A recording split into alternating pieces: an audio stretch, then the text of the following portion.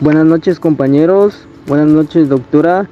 A nosotros nos toca impartir el tema de la vía de las pentosas fosfato, realizado por los integrantes Sergio Vázquez, Jorge García, Belsi Dayeli y su servidor Edwin Sepp, del cuarto semestre del curso de bioquímica, también conocida como la vía de hexosa monofosfato, la vía del monofosfato de hexosa por Warburg Dickens, la vía de fosfato glucano y la derivación de la hexosa monofosfato. ¿Pero qué es esta vía? Es una ruta alternativa para la oxidación de la glucosa y la formación de pentosa, siendo un elemento central en el metabolismo biosintético y el mantenimiento de la hemóstasis redox celular, como podemos ver en el mapeo de Keck. Es un sistema de vías ramificadas donde la glucosa 6-fosfato es el intermediario central de esta vía anaeróbica y citoplasmática. Comienza con la transformación de la glucosa 6-fosfato. Los reactantes y sus productos se denotan en el color negro. En los cuadros azules las enzimas participan y los números representan algunos de los intermediarios de reacción. Entonces, ¿para qué sirve su función principal? Es la producción de NADPH para la biosíntesis reductora y la proporciona la ribosa 5-fosfato para la síntesis de nucleótidos y ácidos nucleicos, así como la síntesis de lípidos como los ácidos grasos y esteroides.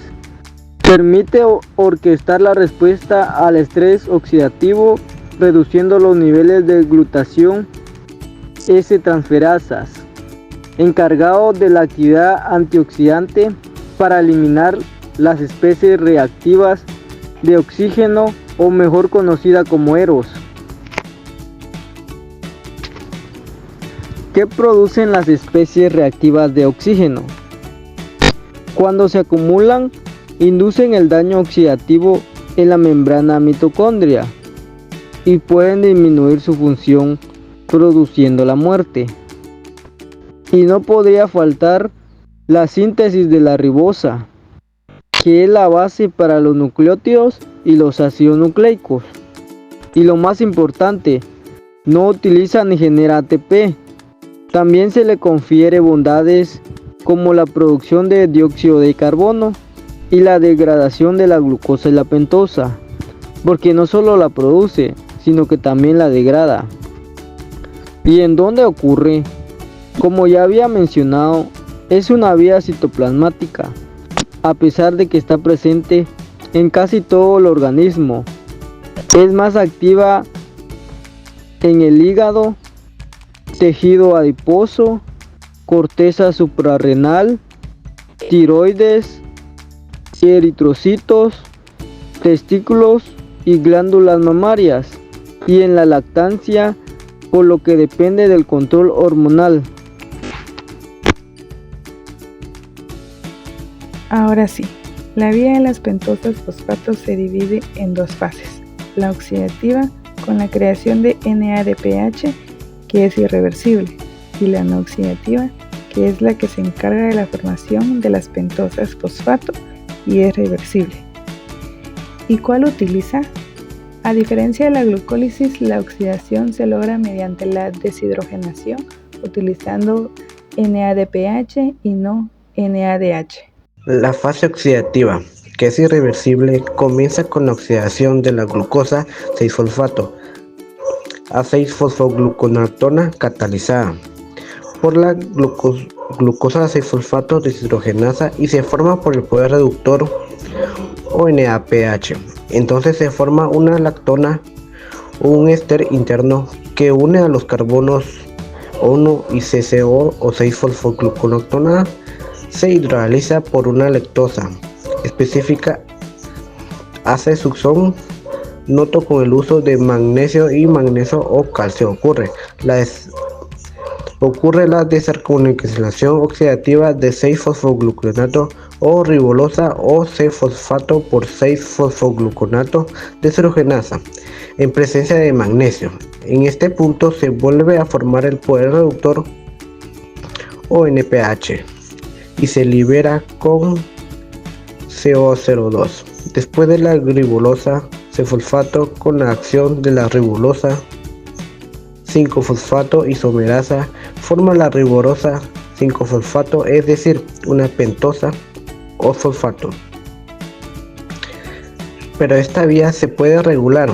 Así es, en el primer paso, la enzima glucosa 6-fosfato deshidrogenasa, que oxida a su sustrato a 6-fosfogluconatona, produce un mol de NPH con la ayuda del magnesio o calcio. Es la enzima limitante más importante, cuya deficiencia genética causa una lisis aguda de eritrocitos, o mejor conocida como anemia.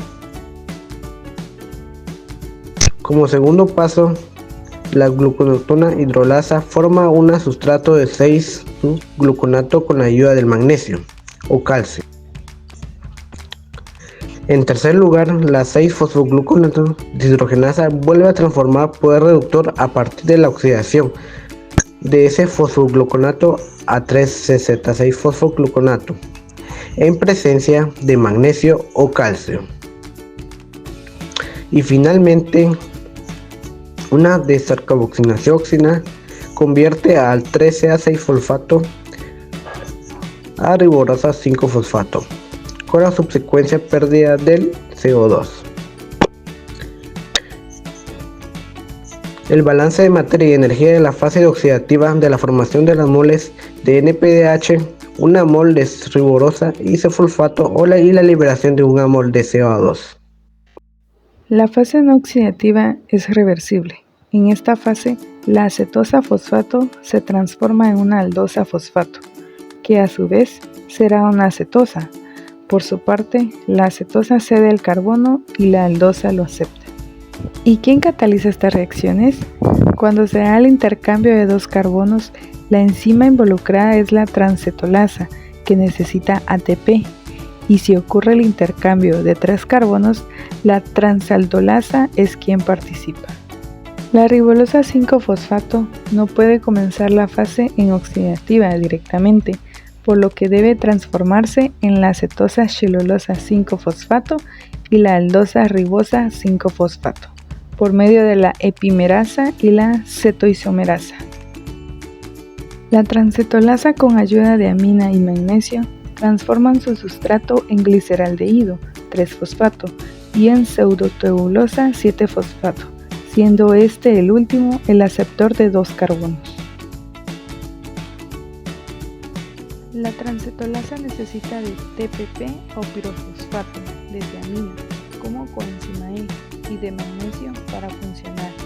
Si hay una deficiencia de la vitamina B1, la enzima no funcionará adecuadamente, y sin vitamina B1 se desarrollará el síndrome de Wernicke-Korsakoff. Gliceraldehído 7-fosfato acepta 3 carbonos mediante la enzima transcendolasa para convertirse en fructosa 6-fosfato. La pseudotulosa 7-fosfato cede 3 carbonos a través de la misma enzima para formar la eritrosa 7-fosfato, azúcar principal en contra de los eritrocitos. A través de la transcetolasa, la eritrosa 5-fosfato acepta 2 carbonos y forma la fructosa 6-fosfato. La xilulosa 5-fosfato cede 2 carbonos y se forma el gliceraldehído 3-fosfato. Entonces, el balance de la materia de la fase no oxidativa es que a partir de una mol de ribosa 5-fosfato, 2 moles de xilulosa 5-fosfato se forman 2 moles de fructosa de 6-fosfato y 1 mol de gliceraldehído 3-fosfato. El balance total de la vía de las pentosas es 6 moles de glucosa 6-fosfato combinado con 12 moles de NADP oxidado que generan 5 moles de fructosa 6-fosfato, 6 moles de óxido de carbono y 12 moles de poder reductor o NDPH reducido. La regulación depende de la disponibilidad de la glucosa 6-fosfato y de la necesidad de la célula o el poder reductor, de la ribosa 5-fosfato y del ATP. En conclusión, la vía de las pentosas fosfato es una ruta metabólica crucial que permite a las células generar NADPH y ribosa 5-fosfato, compuestos esenciales para diversas funciones biosintéticas y defensa celular. Además, la ruta de las pentosas fosfato es altamente flexible, adaptándose a las necesidades metabólicas de la célula, ya sea en condiciones catabólicas o anabólicas. Esto la convierte en un componente vital del metabolismo celular, especialmente en tejidos que requieren grandes cantidades de NADPH, como el hígado y las glándulas adiposas.